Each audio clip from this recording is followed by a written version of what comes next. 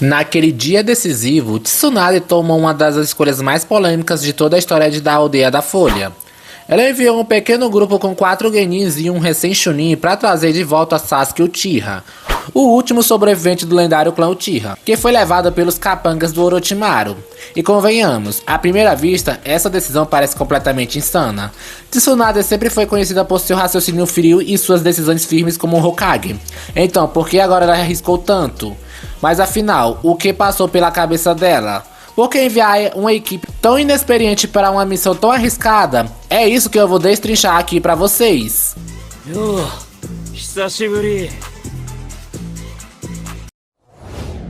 Bem, sabendo que o Sasuke era um dos maiores trunfos da vila, a resposta mais simples seria: o autor queria desenvolver esses personagens, fazer cada um enfrentar seus próprios desafios. E sim, isso até faz sentido. Mas aqui a questão é mais profunda. O que realmente importa é entender os motivos da Tsunade dentro da própria história. Porque, sendo sinceros, parece a decisão mais desastrosa da vida dela. A perda do Sasuke cria um efeito dominó gigantesco, afetando o futuro da vila. É verdade que ela não poderia prever todas as consequências, mas ela sabia perfeitamente o tamanho dos riscos. Sakura tinha contado sobre a conversa com o Sasuke antes da fuga, e Tsunade já sabia que ele estava indo atrás do Orochimaru, um dos homens mais perigosos que já existiram. Depois de tudo que viveu na sua própria saga, Tsunade entendia que deixar Orochimaru colocar as mãos no Sasuke seria um desastre sem volta. Primeiro porque Sasuke representava o futuro da Aldeia da Folha. Mesmo sendo apenas um Genin, naquele momento todo mundo sabia o potencial absurdo que ele tinha. Ele podia não ser um prodígio como Kakashi, Itachi ou Minato, mas o talento estava ali, puro e promissor. E perder alguém assim para o Orochimaru, isso era simplesmente inaceitável. Tsunade também sabia do terrível segredo do Orochimaru, a técnica de trocar de corpo, e o próximo alvo era claro, Sasuke. Mesmo tendo a vantagem comercial no País do Fogo, a perda do prodígio seria um golpe duríssimo. Tsunade sabia de tudo isso, sabia o peso político, moral e emocional dessa decisão, e mesmo assim, escolheu enviar apenas aquele pequeno grupo.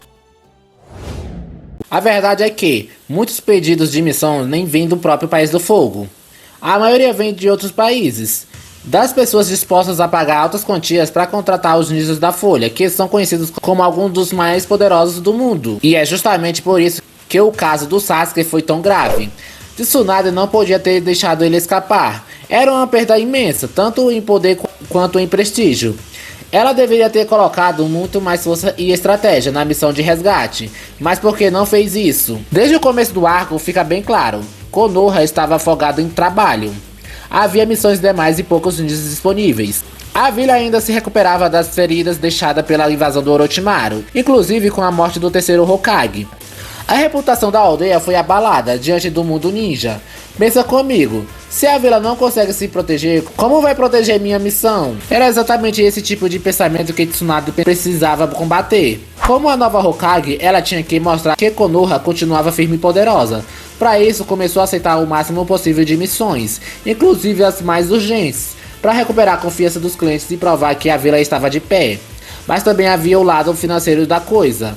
Depois da destruição causada pelo Orochimaru, a vila precisava de recursos para reconstrução, reparo e reforço das defesas. Aceitar mais missões significava trazer mais dinheiro para dentro da vila e, consequentemente, fortalecer a economia local. E é nesse cenário caótico que Tsunade recebe a notícia: Sasuke fugiu. Sem perder tempo, ela chama Shikamaru e o nomeia líder da equipe de resgate. Shikamaru, sendo o estrategista que é, tenta fazer o certo, pede um time de Jonins e Chunins experientes. Afinal, a missão era perigosa, mas a Tsunade recusa. A maioria dos Jonins estava fora da vila, inclusive Kakashi assume. Diante dessa situação, ele não teve escolha a não ser aceitar um time formado apenas por Genins. No início, Shikamaru até acha que a missão não será tão complicada assim, afinal é só o Sasuke, o único alvo. Mas a Tsunade alerta que o Sasuke pode estar acompanhado. Ela não sabia exatamente com quem o Sasuke estava, mas tinha certeza de que havia algo maior por trás daquela fuga. Tsunade teve que tomar decisões impossíveis, equilibrando política, economia e segurança, mesmo que isso significasse arriscar tudo, e no processo perdeu o último Uchiha da vila. Mas o verdadeiro problema é que a Tsunade não tinha a menor ideia de quantas pessoas estavam com o Sasuke naquele momento. Pensa comigo, e se ele tivesse sendo escoltado por um grupo de 14 ninjas? Como um time com apenas 5 genin daria conta? Seria um massacre total. E o pior, Tsunade nem sequer formou um time pessoalmente. Ela simplesmente ordenou pro Shikamaru. Ou seja, se o Shikamaru não tivesse encontrado 2 ou 3 ninjas disponíveis, o resultado seria um desastre absoluto. Claro, ela indicou o Naruto porque acreditava nele e sabia que para um genin ele era extremamente forte. Então o Shikamaru juntou Naruto, Choji, Kiba e Neji. Mas se por acaso ele tivesse conseguido apenas Naruto e o Choji, acabaria ali mesmo. Eles jamais teriam chance contra o Quarteto do Som. E o mais louco é que, mesmo com 5 pessoas, o time quase não sobreviveu.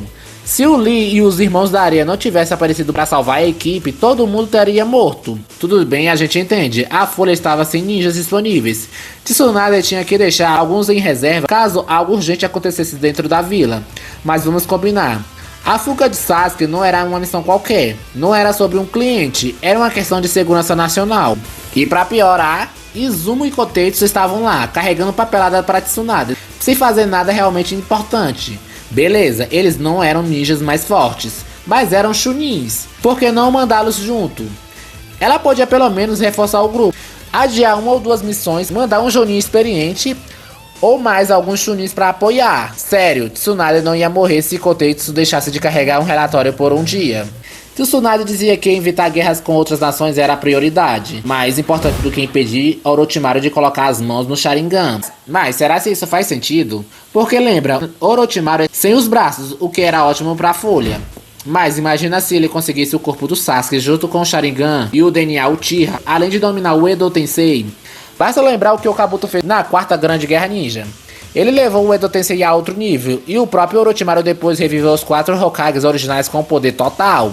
Agora pensa só, se esse cara tivesse os braços de volta, o Sharingan e ainda o corpo de um Uchiha, a aldeia da Folha simplesmente não teria sobrevivido. Olha, vamos ser sinceros, uma guerra contra as outras grandes nações seria um verdadeiro desastre, né?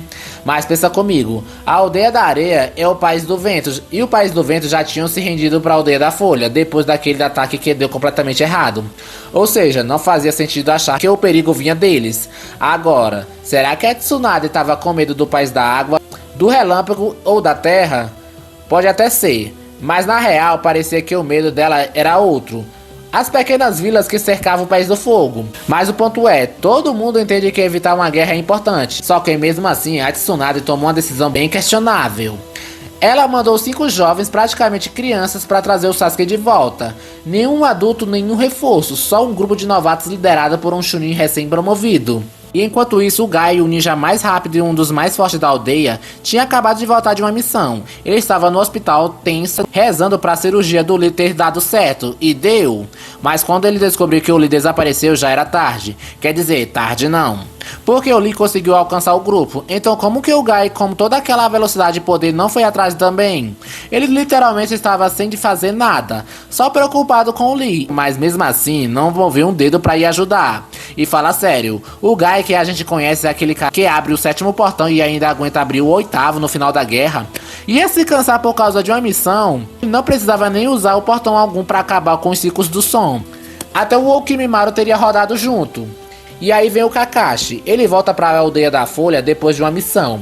A Tsunade conta tudo e ele fica tipo, o quê?